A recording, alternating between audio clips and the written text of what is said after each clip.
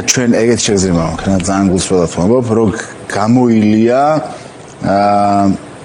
სათაურები თუ სლოგანები თუ მოთხოვნები რა, ანუ რაღაც გაიბლარა რა, ანუ აღარ არის ეგეთი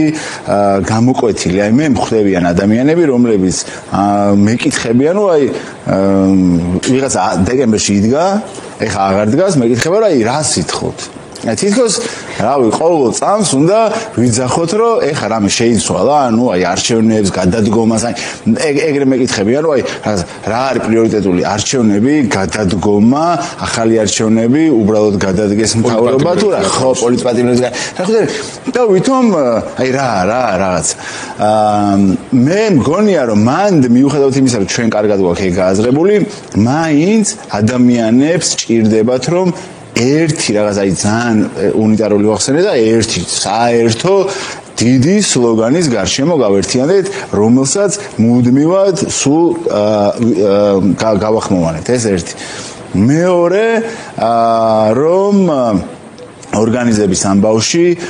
თვითონ აი არ ვიცი რა ეხა ეგ თვითონ აი აქცია გახდა ოდნავ რიტუალური რა სამწუხაროდ პრემიერ-მინისტრმა როგორც თქვა რაღაცა უიკრიბებიან რამდენიმე კაციო და რამდენიმე საათით მე ფულს ვახსენებ და ბიუჯეტს ვაგებთ კარგი იქნებოდა რომ აი მიკროფონი ცოტა ხმაური ჭირდება მე მაინც გონია რომ გაზაფხული რომ მოვა ამ გაზაფხულთან ერთად 31-ში ახალი დიდი აქცია დაგეგმილი და გონია რომ ახალი სისხლი ახალ რაღაც ენერგიას ხო მიიღებს მაგრამ ამ ყველაფერთან ერთად კიდევ ერთხელ ვამბობ რომ ეს მთავრობა თუ არ ვიცი რაღაც რეჟიმი არის მას ზურს უმაგრებს რუსული სპეცსამსახურები. აი ამას როცა რუსთაველზე გეხარ პარლამენტის შენობას უყურებ და ამას იაზრებ, ანუ სხვანაირად იწყებ პროცესების დანახვას. თუ შენთვის კობახიძე და ოცნება არის მთავარი, მაშინ ცოტა სხვანაირად. აი ამის მიღმა რო ხედავ რომ კრემლი ამ შენობის მიღმა რა, თან შიშის მომგველია, მაგრამ თან ჩემი რაღაც ბიოლოგიური დნმ თუ ისტორიული იქ მაგრაყვილის რა ანუ ეგრევე წითელი მენთება რომ ანუ რუსეთს თანამედროვე ტექნოლოგიებით თანამედროვე FSB-ი რომელიც რაღაცა KGB-ს შვილობილია ხო ვერ მივცემ საშუალებას რომ მე შემაშინოს რა ისევ შიშმინდა დაუბრუნდა იმიტომ რომ ავტორიტარული სახელმწიფოები შიშს როგორც რაღაც კულტურულ და ფსიქოლოგიურ რაღაც ბერკეტს ძალიან კარგად იყენებენ. ეს რუსეთმა იცის გამოცდილი აქვს 20 წლის განმავლობაში და მეტი და ეხლა აი ამ დახმარებით ვითომ რაღაცა ცდილობს რომ საქართველოში დაეხმაროს ამ იმებით რა ქვია ხერხებით ხო და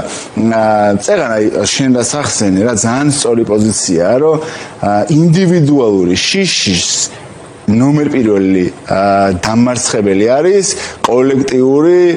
შიშის გადატეხვა. მე როცა მე ერთს მეშინია, მაგრამ ჯგუფია, რომელსაც ან არ ეშინია, ან თუნდაც იმასაც ეშინია ბევრს, უკვე ნაკლებად მეშინია. და მეორე ამაზე ღიად ვაპარაკე რა, ანუ შიშს არ უყვარს დამალვა. ანუ მე რაც უფრო მეტად დავმალავ და ამ ყველაფერს ამ შიშს აი მე შენ თავში აღმოაჩინე და მაგიტომ შემიძლია რომ ეხლა საკუთარი გამოსვლებით ვილაპარაკო რომ ხან რა სარჩული შეიძლება გადაადო შიშს და მოიგონოს შენმა ტვინმა რაღაც გამართლება ხან რა და როცა ამას ღია დაიწყებ ლაპარაკს რა ანუ ძალიან მე ყველაფერი მარტივი ხდება ხო და მე არ მინდა რომ ადამიანებმა დიდხანს დავრჩეთ ჩვენ ტროტუარებზე ანუ აი არ მინდა დიდხანს ნიღბებში დავრჩეთ რა ანუ რა მაქვს დასამალი რომ ანუ პუტინს ვუმალავს ჩემივე ქალაქში ჩემ პროსპექტზე სახეს ვუმალავ რა ვიცი ანუ გამოვართვათ სხვა პირადობებით კი რა ანგარიშები და ბიზეშვილის ანგარიშით ვიქნები ოღონდ ინტერნეტ ბანკი არ მექნება ოღონდ ამ ჯარიმამ ეგრე არ მინდა რომ შემაშინოს რომ რაღაცა დაველოდო სამთვეში ერთხელ დიდაქციას რა ხო და თუ მე პუტინს ვებძვი და ვიცი რომ ეს პუტინის გზა არის რომ მე ეგრე შემაშინოს ან ვიღაცა მაღალჩინოსანა მოაყენოს და გამაძლიერებიდან მაგინოს გოგოებს როგორც აგინებდნენ და მან შემაშინოს იქ სასამართლოში შიშის ნორმალიზებისკენ გადადგმული ყველანაირი ნაბიჯი არის პუტინის, რუსეთის და ამ სისტემების მიმართ ძალიან დიდი ეგეთი ბონუსი რა. შიშის ნორმალიზება, რომ მაინც ვერაფერს ვერ ცვლიდა, მოდი გადავრჩეს ოდახანიან დაველოდო, გადავყლაპავს ეს რეჟიმი რა და მინდა რომ ამაზე გულწრფელად ვილაპარაკოთ ხოლმე და არ შეგვეშინდეს იმით რომ თუნდაც ამაზე ტელევიზიით ნათქვამი ვიღაცას მეტ შიშს ჩაუნერგავს, არ ამგონია, მე მგონი პირიქით.